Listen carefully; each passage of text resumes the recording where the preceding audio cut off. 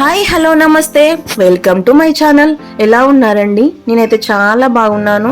మీరు కూడా అందరూ చాలా బాగుండాలని కోరుకుంటున్నాను. మరొక కొత్త వంటకంతో మేము ముందుకు వచ్చాను. ఇది కొత్తది కాదండి, పాతదే. పాతకాలం నాటి అసలు మన పెద్దవాళ్ళు ఓల్డ్ ఈజ్ గోల్డ్ అని ఎప్పుడు అంటారు.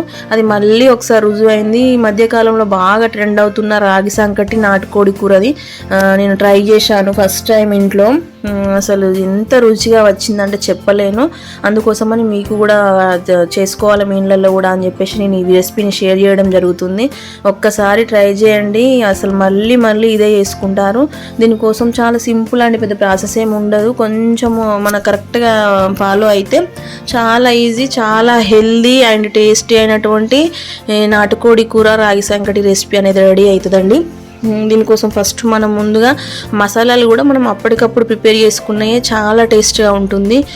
మనం ఆల్రెడీ ముందు స్టోర్ చేసి పెట్టుకున్న వాటికన్నా మనం ఆ రోజు చేసుకున్న వాటికి టేస్ట్ అనేది ఎక్కువ రెట్టింపు అనిపిస్తుంది. అందుకోసం అని చెప్పేసి నేను ఎండు కొబ్బరి, మసాలా దినుసులు, లవంగాలు, ఇలాచి అవి ఏవైతే ఉన్నాయో ధనియాలు ఇట్లా వాటిని మంచిగా ఫ్రై చేసేసుకొని పొడి చేసి పెట్టుకున్నాను. అట్లాగే అల్లం వెల్లుల్లి కూడా అప్పటికప్పుడు పేస్ట్ చేసి పెట్టుకున్నాను. అట్లా మసాలాలన్నీ పేస్ట్ చేసుకున్న తర్వాత ఒక కడాయి తీసుకోవాలి. ఒక కడాయి తీసుకొని అందులో ఒక 3 టేబుల్ స్పూన్ల ఆయిల్ వేసుకున్నాను. కొంచెం నాటుకోడి కూరకి మనకు ఆయిల్ ఎక్కువగానే పడుతుందండి, లేదంటే కొంచెం నీసు వాసన వస్తుంది. అందుకని కొంచెం ఆయిల్ ఎక్కువగానే పడుతుంది. ఇందులో ఆయిల్ వేసేసుకొని ఏవైతే మనకు బగారాకు కానివ్వండి, సాజీరా, మసాలా దినుసులు అన్నీ వేసేసుకొని అవి వేగిన తర్వాత పుదీనా ఉంటే పుదీనా వేసుకోండి. నాకు ఈరోజు అందుబాటులో లేదు, అందుకే నేను స్కిప్ చేశాను. మీరు ఉంటే అందుబాటులో వేసుకోండి. తర్వాత ఆనియన్స్ వేసుకొని మంచిగా బ్రౌన్ కలర్ వచ్చేలాగా ఫ్రై అయిన తర్వాత మనం ముందుగా ఏదైతే అల్లం వెల్లుల్లి పేస్టును మసాలా పేస్ట్ రెడీ చేసి పెట్టుకున్నామో దాన్ని కూడా మంచిగా ఆయిల్లో వేసి మంచిగా వేగనివ్వాలండి. 1 నిమిషం 2 నిమిషాల పాటు. అలా మంచిగా వేగిన తర్వాత అప్పుడు మనం దానికి కొంచెం 1 టేబుల్ స్పూన్నర మనము పసుపు వేసుకొని అది కూడా కొంచెం ఫ్రై అయిన తర్వాత మనకు చికెన్ ఏదైతే మనము తెప్పించి పెట్టుకున్నామంటే మన ఇంట్లో అయినా కట్ చేసుకోవచ్చు, లేదా బయట మీరు మార్కెట్లో తెచ్చుకున్నదైనా కానివ్వండి. అట్లా నాటుకోడి మనము పీసెస్ ఏవైతే ఉన్నాయో అవి వేసేసుకొని మంచిగా ముక్కలకు మసాలా అంత పట్టేలాగా మొత్తం కలుపుకోవాలండి. అలా మంచిగా కలుపుకునేలాగా మంచిగా పట్టుకునేలాగా కలిపేసుకొని 1 నిమిషం పాటు మూత పెట్టేసుకుంటే ఆ మసాలా ఫ్లేవర్స్ అనేటివి చికెన్ ముక్కలకి బాగా బట్టి కూర అనేది టేస్ట్ చాలా బాగుంటుంది. అలాగే కొంచెం కారము, ఉప్పు, మన గరం మసాలా, చికెన్ మసాలా ఇవన్నీ ఈ టైంలోనే వేసుకోవాలి. ఇప్పుడు ఇది మనం వేపుల్లాగా అయితే సేమ్ ఇదే ప్రాసెస్ అండి. ఇందులో మనము వాటర్ ఏం వేసుకోకుండా ఇంతవరకే దించేసుకుంటే మనకు వేపుడు రెడీ అయిపోతుంది. అన్నంలోకి కొంచెం వేసుకున్నా కానీ ఎక్కువ అన్నం తినొచ్చు, అంత టేస్ట్ ఉంటుందండి. కాకపోతే నేను చేసుకున్నది వల్ల రాగి సంకటి కాబట్టి రాగి సంకటికి ఈ వేపుడులాగా కన్నా పులుసులాగా అయితేనే బాగుంటుందని చెప్పేసి నేను పులుసు పెట్టుకున్నాను నాటుకోడిని. మీరైతే ఒకవేళ వేపుడు చేసుకుంటే సేమ్ ఇదే ప్రాసెస్ ఫాలో కండి. ఇక్కడికే మంచి ఆయిల్లో వేగిన తర్వాత మా స్టవ్ కట్ చేయండి. ఎంత బాగుంటుందంటే టేస్ట్ అదిరిపోద్ది. అసలు ఇట్లనే చేయాలనుకుంటారు.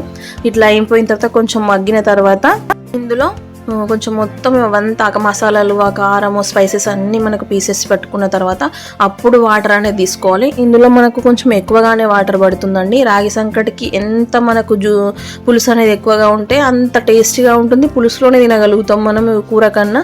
అందుకని చెప్పేసి కొంచెం వాటర్ కంటెంట్ అనేది ఇందులో నార్మల్ కర్రీ కన్నా రాగి సంకటికి మనము పులుసు అనేది ఎక్కువగా పెట్టుకుంటాము. నేను చూస్తున్నారు కదండి.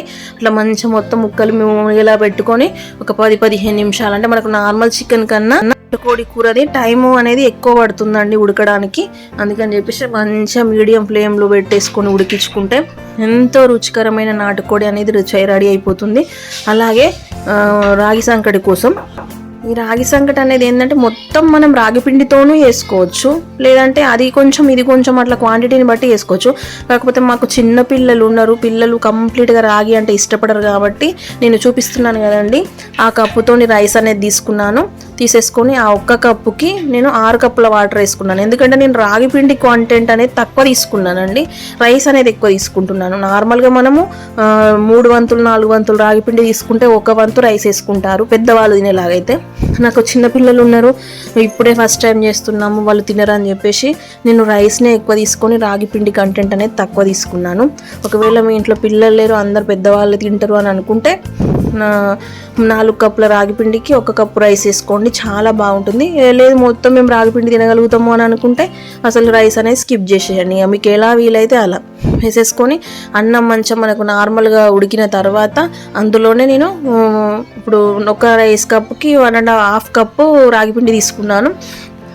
దాన్ని మంచిగా ఫస్ట్ వేసి కలపద్దండి, అట్లనే ఆవిరి మీద వదిలేసేయాలి, పోసేసి అందులో అట్లా వేసేసుకుంటే అది మంచిగా ఉడికిపోతుంది. అప్పుడు మీ దగ్గర అందుబాటులో ఉన్నది ఏదైనా కానివ్వండి, అది తింపడానికి దాన్ని కలపడానికి కొంచెం టైం ఎక్కువ తీసుకుంటుంది.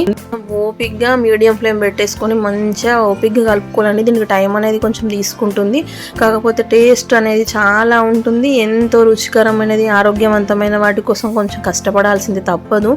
అందుకోసం అని చెప్పేసి నేను అట్లా నెమ్మదిగా కొంచెంగా మీ దగ్గర పప్పు దువ్వ ఉంటే పప్పు దువ్వ, మన రోటీ చేసే అది ఉంటే దాంతోని, లేదు మేము గంటతోని, అంటే మీకు ఏది అందుబాటులో ఉంటుంది, మీకు ఏది కంఫర్ట్గా ఉంటుంది దాంతోని కలిపేసుకొని ఒక 5-10 నిమిషాలు అట్లా కలిపేసుకుంటే ఆటోమేటిక్గా మనకి ఇట్లా ముద్దలాగా వచ్చేస్తుంది.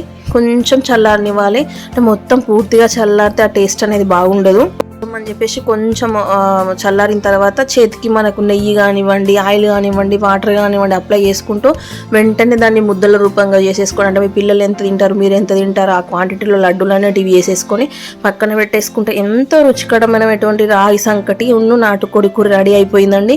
ఆ పెద్ద ఏమో మా కోసము, చిన్న ఏమో పిల్లల కోసం రెడీ చేశాను. అసలు టేస్ట్ చాలా, అసలు ఉప్పు వేయడం నేను స్కిప్ అయిపోయిందండి, మీకు చూపించలేదు. అన్నం మనకు ఉడికేటప్పుడే ఉప్పు కూడా వేసుకోవాలి, రాగి పిండి అనేది కొంచెం చప్పగా ఉంటుంది కాబట్టి ఉప్పు వేసుకోవాలి. ఓకే అండి, thank you so much for watching.